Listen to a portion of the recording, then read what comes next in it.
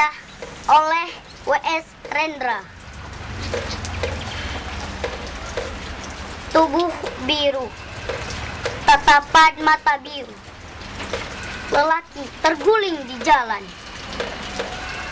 Angin tergantung, terkecap pahitnya tembakau, bendungan keluh dan bencana.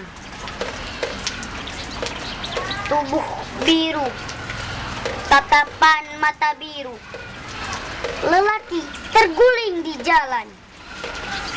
Dengan 7 lubang pelor diketuk gerbang langit dan menyala mentari muda melepas kesumatnya.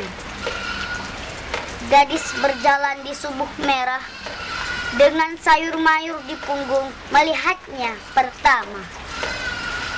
Ia beri jeritan manis dan duka daun wortel. Tubuh biru, tatapan mata biru, lelaki terguling di jalan.